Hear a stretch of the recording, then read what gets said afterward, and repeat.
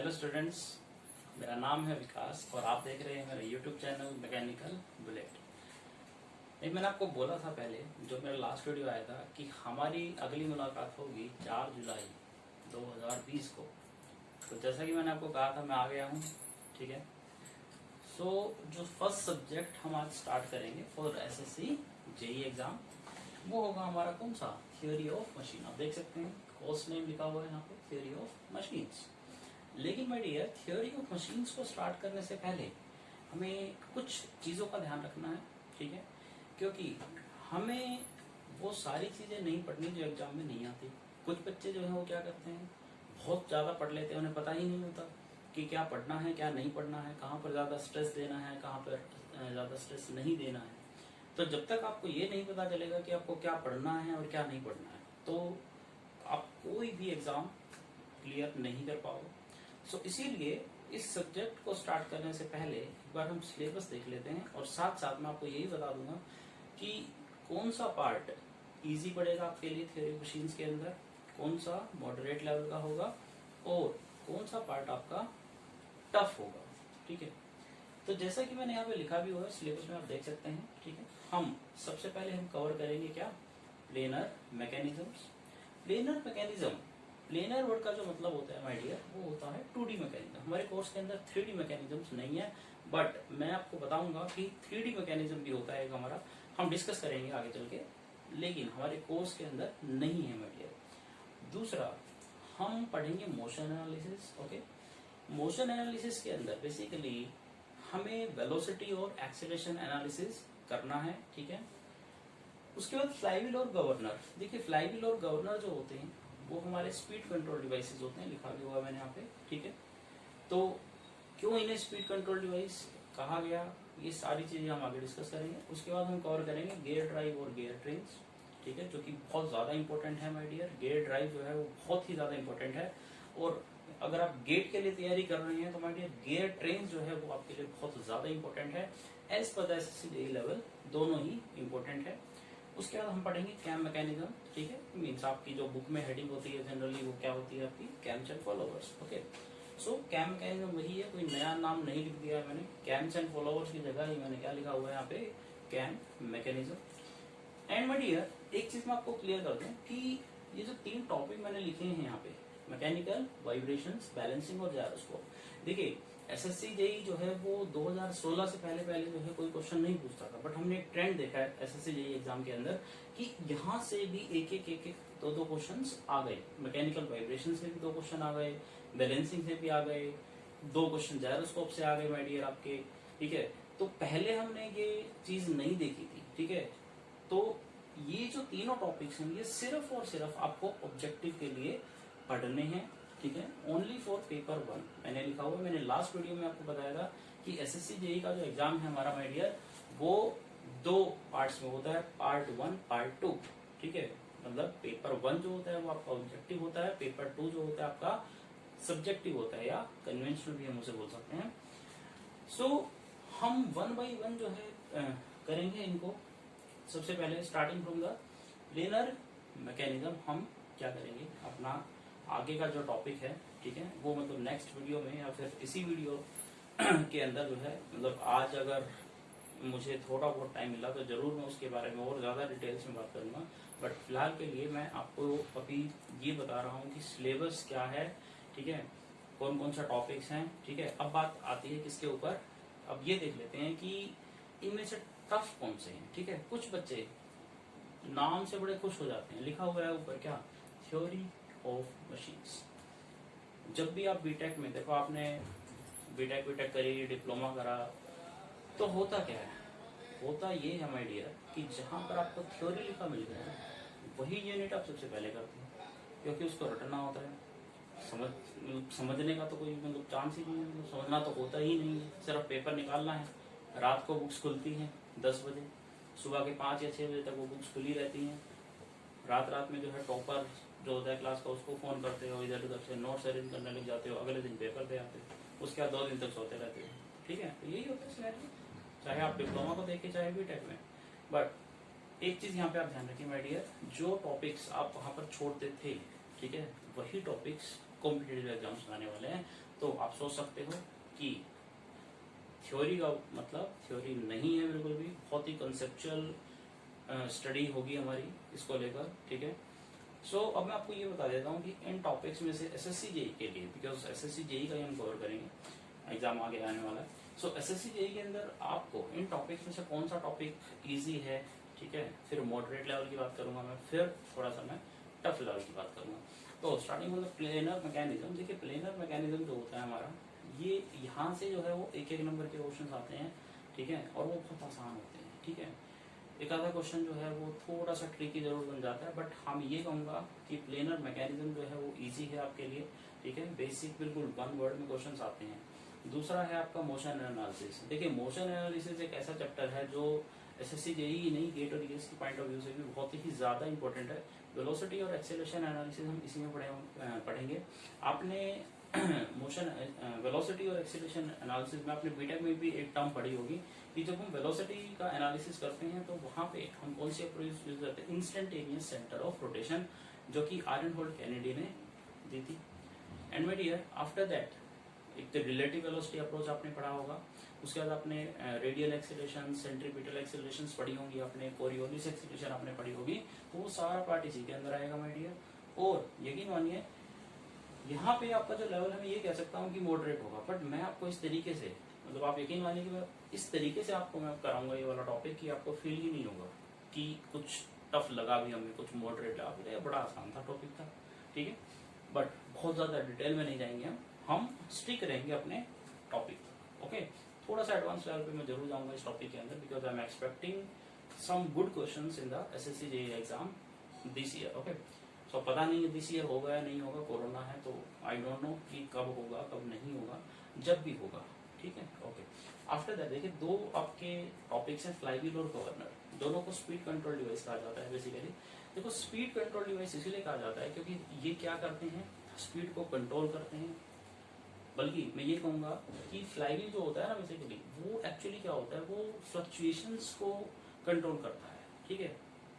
कैसे कंट्रोल करता है वो हम डिटेल में पढ़ेंगे, और किस तरह की फ्लक्चुएशंस को कंट्रोल करता है, वो इंट्रा साइकिल फ्लक्चुएशंस को कंट्रोल करता है। अब इंट्रा साइकिल का मतलब होता है कि सिस्टम के अंदर ही अगर फ्लक्चुएशंस हो रही है तो उनको कंट्रोल कौन करेगा, फ्लाईव्हील करेगा। गवर्नर जो होता है माय डियर, वो मीन स्पीड को मेंटेन करता है, किस तरीके से, फ्यूल की जो सप्लाई है वो ज्यादा कर देता है, अगर रिक्वायर्ड से ज्यादा होती है तो उसको कम कर देता है। तो गवर्नर का काम है to control the inter cycle fluctuations of the system, okay. So flywheel और गवर्नर भी आसान है, कोई बहुत ज्यादा मुश्किल नहीं है, ठीक है। गवर्नर जो होता है उसके अंदर कुछ कंट्रोलिंग फोर्स डायग्राम्स वगैरह आते हैं, तो वहां पे थोड़ा सा आपको समझने की जरूरत है। मैं कह सकता हूँ कि वो वाला पोर्शन जो है आपका वो मॉडरेट लेवल में आएगा। आफ्टर दैट माय डियर देखिए गियर ड्राइव और gear train, the very very important gear drives and gear train बहुत ज्यादा इंपॉर्टेंट है माय डियर। और गियर ड्राइव जो है माय डियर वो थोड़ा सा आपके लिए टफ पड़ सकता है, ठीक है, बट गियर ट्रेन जो है वो इजी है। हालांकि मैं ये कहूंगा कि गियर ट्रेन के अंदर भी आपने एक ट्रेन पढ़ी होगी, epicyclic gear train, okay. So that epicyclic gear train is very very tough, okay. लेकिन यकीन मानिए जब आपको मैं कराऊंगा और आपको अब देखोगे कि मतलब कैसा भी क्वेश्चन हो, ठीक है, चाहे आप गेट का उठाना चाहे आप ईएस का क्वेश्चन उठाना, ठीक है, हालांकि उसकी जरूरत नहीं है, जो वन वर्ड क्वेश्चन होते हैं आपके वो हम कवर करेंगे बेसिकली, क्योंकि एसएससी का जो लेवल आपको बताया कि बहुत ज्यादा एक्सट्रीम लेवल पे नहीं पूछेगा। तो मैं इन दोनों को जो है, जो गियर ड्राइव है और गियर ट्रेन है, इन दोनों को जो है हम कह सकते हैं कि they are somewhat moderate level के। आफ्टर दैट कैम मैकेनिज्म जो है वो आसान है, बट कैम मैकेनिज्म के अंदर माय डियर मैं आपको फॉलोअर डेरिवेटिव्स कराऊंगा जो कि थोड़ा सा टफ पार्ट है, ठीक है। आपको वहां पर बहुत ध्यान देना पड़ेगा, क्योंकि माय डियर अगर आप थ्योरेटिकल अप्रोच से वो वाले प्रॉब्लम सॉल्व करोगे तो आपको बहुत टाइम लगेगा, और अगर आपने एक बार उसका ग्राफ उसका पढ़ लिया अच्छे से तो यकीन मानिए कोई क्वेश्चन आपका नहीं छूटेगा। रही बात इन तीन टॉपिक्स की my dear, mechanical vibration, balancing और जायरोस्कोप, देखिए इन तीनों टॉपिक्स में अगर मैं सबसे टफ टॉपिक की बात करूं तो मैं ये कहूंगा कि मैकेनिकल वाइब्रेशन जो है वो काफी टफ रहता है, ठीक है। आफ्टर दैट बैलेंसिंग जो है मॉडरेट लेवल में हम रखेंगे, एंड आफ्टर दैट जायरोस्कोप में भी काफी कंसेप्चुअलिटी है, आपको काफी सारे कॉन्सेप्ट्स आपको समझने पड़ेंगे अच्छे से। तो मैं कह सकता हूँ कि gyroscope is one of the toughest topics ठीक है। सो जायरोस्कोप भी मतलब काफी हद तक जो है थोड़ा सा टफ पड़ेगा आप लोगों के लिए, क्योंकि वहां पे भी आपको क्या करना पड़ेगा, थोड़ा सा एनालाइज करना पड़ेगा, थोड़ा सा कॉन्सेप्ट्स को ज्यादा अच्छे से समझना पड़ेगा। प्रैक्टिकली अगर आप चीजों को देखते हो तो वहां भी आप इस इफेक्ट को, एक होता है जायरोस्कोपिक इफेक्ट, वो भी आप देखोगे।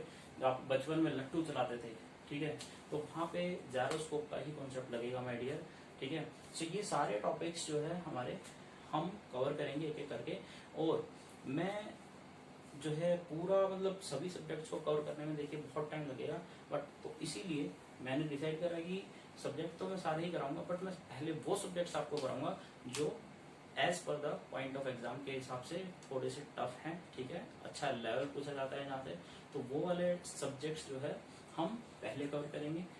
फॉर एग्जाम्पल अभी जैसे हम थ्योरी ऑफ मशीन स्टार्ट करेंगे, उसके बाद हम देखेंगे स्ट्रेंथ ऑफ मटेरियल, ओके, काफी स्ट्रेंथ ऑफ मटेरियल जो है वो वहाँ से भी काफी सारे क्वेश्चंस पूछे जाते हैं। स्ट्रेंथ ऑफ मटेरियल के बाद हम देख लेंगे मशीन डिजाइन वगैरह देखेंगे, उसके बाद जो है हम थोड़ा सा एप्लीकेशंस पे आएंगे थर्मोडायनेमिक्स की, ठीक है। लेकिन बेसिक थर्मोडायनेमिक्स में पहले कराऊंगा, क्योंकि मुझे पता है कि बहुत सारे बच्चों का जो बेसिक थर्मोडायनेमिक्स है वो भी अच्छा नहीं है, ठीक है, तो वो भी मैं कराऊंगा, लेकिन उसमें बहुत ज्यादा डीप लेवल पे नहीं जाऊंगा मैं, क्यों, क्योंकि उसकी एप्लीकेशन जो है वो बहुत इंपॉर्टेंट है। आपने देखा भी होगा, जैसे आप सब्जेक्ट पढ़ते हो पावर प्लांट एक अलग सब्जेक्ट है, but it is application of thermodynamics. आपने रेफ्रिजरेशन और एयर कंडीशनिंग पढ़ा होगा, दैट इज अप्लाइड थर्मोडायनेमिक्स। सो इसी तरीके से हीट ट्रांसफर है आपका, that is also applied thermodynamics का ही पार्ट है माय डियर, ठीक है। तो बेसिक नॉलेज ऑफ थर्मोडायनेमिक्स जो है वो मैं आपको दूंगा डेफिनेटली, बट माय डियर अभी वो चीजें बाद में आएंगी, ठीक है, तो इतना ज्यादा नहीं सोचेंगे उस लेवल के ऊपर, ठीक है। सो एक एक करके मैं जो जो सीक्वेंस में मतलब जो थोड़े से टफ पढ़ते हैं, बच्चों को समझ नहीं आते हैं, because I got messages from the students all over India, तो उन्होंने भी व्हाट्सएप पे जो है मुझे यही मैसेज कर रखे थे कि सर ये वाले जो सब्जेक्ट्स हैं वो पहले कराइए, ये वाले सब्जेक्ट बाद में करा दीजिएगा।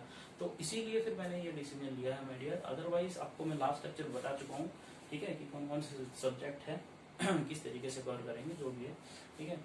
सो बात हो गई किसकी, थ्योरी ऑफ मशीन के सिलेबस की, ठीक है। अब क्या बात आती है माय डियर, अब बात आती है कि हम इन टॉपिक्स को कवर करने के लिए टाइम कितना लेंगे, ठीक है। क्योंकि कुछ बच्चे सोचते हैं कि सर डेली जो है 3-4 घंटे की वीडियो डाल देंगे, नहीं भाई, 3 से 4 घंटे की वीडियो माय डियर बहुत टाइम लग जाएगा माय डियर, क्योंकि हमें भी एडिटिंग वगैरह करनी होती है वीडियोस के अंदर, तो उसमें जो है बहुत टाइम लगता है। तो जो बच्चे मुझे व्हाट्सएप पे कर रहे थे कि सर नहीं 3 घंटे की वीडियो डाल देना, तो फिर उनके लिए जवाब यही है कि 3 घंटे की तो मैं नहीं डाल पाऊंगा, ठीक है। बट मैं कोशिश करूंगा कि डेली एक वीडियो में डालूं जो कि लगभग आधे घंटे के करीब में रहेगी। थोड़ा सा फास्ट ट्रैक पे चलेंगे, स्टार्टिंग में धीरे चलूंगा, थोड़े से कॉन्सेप्ट जब आपको समझ में आने लगेंगे, जब आप मेरे साथ जुड़ जाओगे बिल्कुल मेरी स्पीड के साथ, मेरी एक्यूरेसी के साथ, तो आपको भी जल्दी जल्दी समझ में आने लगेगा माय डियर, क्योंकि मैं बेसिक से उठाऊंगा, ठीक है। ऐसा नहीं है कि मैं एकदम से जो है प्लेनर मैकेनिज्म मैंने स्टार्ट कर दिया, इससे पहले भी कुछ चीजें हैं, ठीक है, तो वो भी मैं आपको बताऊंगा, ठीक है। वो थोड़ा सा सरप्राइज है आपके लिए और कोई बात नहीं है, बाकी आपको भी पता होगा, कुछ बच्चे एनालाइज कर पाए होंगे इस चीज को भी कि हाँ इससे पहले मतलब सर क्या बताने वाले हैं, नहीं बताने वाले हैं सर, मतलब बहुत सारी चीजें, ठीक है। तो प्लेनर मैकेनिज्म हमारा सबसे पहला टॉपिक होगा। और मैं डियर देखो थ्योरी ऑफ मशीन सब्जेक्ट है, या मशीन डिजाइन है, सोम है, या फिर आपका पावर प्लांट है, या फिर आपका हीट ट्रांसफर है, तो ये सब्जेक्ट ऐसे सब्जेक्ट्स हैं कुछ जो कि एसएससी जेई में ही नहीं, जो अदर जेई के एग्जाम्स होते हैं बिहार के, यूपी के, ठीक है, क्योंकि एसएससी जेई तो सेंट्रल गवर्नमेंट के लिए होते हैं माय डियर, ठीक है। सो प्लेनर मैकेनिज्म हम करेंगे स्टार्ट सबसे पहले, ठीक है। तो हमारी मुलाकात जो है वो दोबारा से होगी 5 जुलाई को, ठीक है। तो कल से हम स्टार्ट करेंगे माय डियर प्लेनर मैकेनिज्म, ठीक है। और किसी भी लेक्चर को मिस ना करें, ठीक है। अगर आप बिकॉज मैं रिकॉर्डेड लेक्चर डालूंगा, ठीक है, तो अगर आप उसी दिन उस लेक्चर को नहीं देखना, आप सोच रहे हो कि मैं कल देख लूंगा, तब तक अगली वीडियो आ जाएगी, फिर आप सोचोगे कि कल देख लूंगा। सो माय डियर ऐसा मत करना, क्योंकि थ्योरी ऑफ मशीन समझ में नहीं आएगा। अगर मेरी स्पीड के साथ आप नहीं चलोगे तो यकीन मानिए आपके लिए बहुत डिफिकल्ट हो जाएगा मेरे लेवल पे पढ़ने के लिए, ओके। क्योंकि एक बार अगर चीजें मैं कराऊंगा, स्टार्टिंग में थोड़ा सा आराम से कराऊंगा, लेकिन फिर उसके बाद थोड़ा सा स्पीड जो है वो हमें गेन करनी पड़ेगी, ताकि हम ज्यादा से ज्यादा क्वेश्चन कर सकें, ठीक है। सो आज के लिए जो है मैं आपको सिर्फ इतना ही कहूंगा लास्ट में कि डोंट मिस एनी लेक्चर, ठीक है। कल हमारी मुलाकात होगी, that is 5 July 2020। We will start linear mechanism, okay. So as you know कि कोरोना जो है पूरे देश में काफी फैल चुका है, so I will request all of you to stay at home, stay healthy. I am here to help you in your SSC, JEE exam and various state PCS and other exams.